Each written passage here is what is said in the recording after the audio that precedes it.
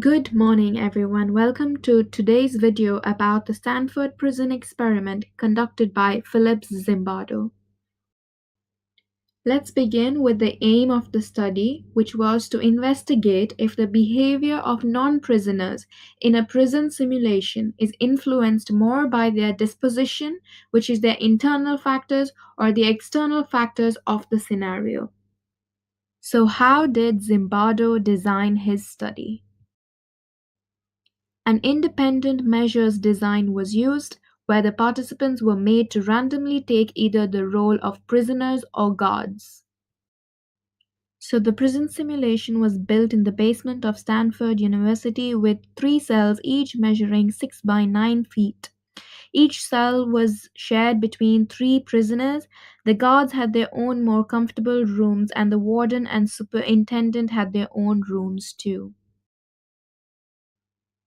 Moreover, Zimbardo decided that the entire experiment was to be recorded, and he employed several observers too. So what did Zimbardo do for his participants?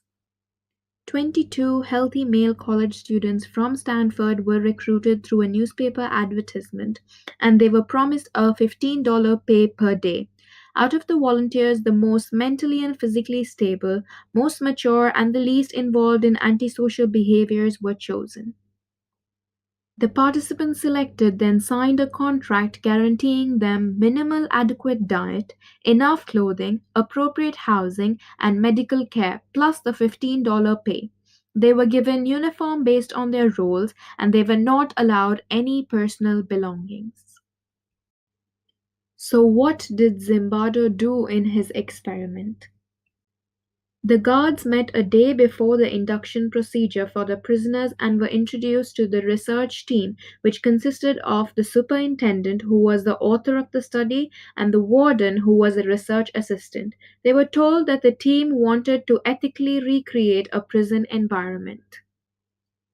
Zimbardo told the guards that their main task was to maintain a reasonable degree of order within the prison necessary for its effective functioning, and minimal guidelines were given on how to act in the prison in order to capture genuine behavior.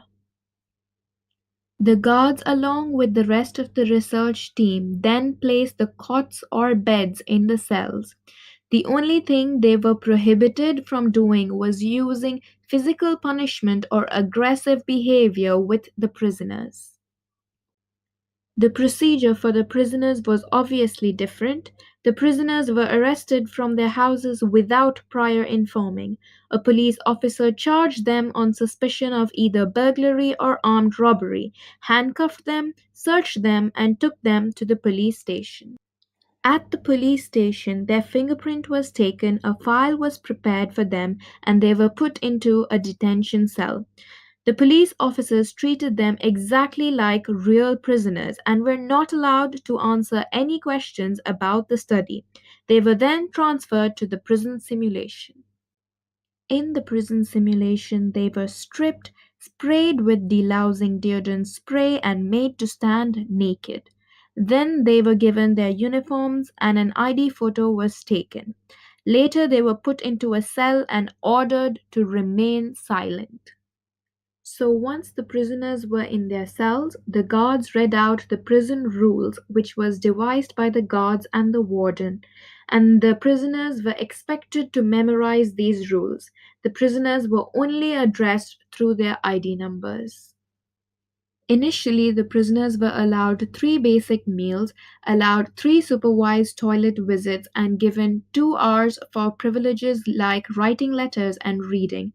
The prisoners had to do work assignments to earn the $15 pay per day that they were promised at the beginning of the study. 3 times a day, the prisoners were lined up for a count to check if all the prisoners were present and to check if they had memorized their ID numbers and the prison rules.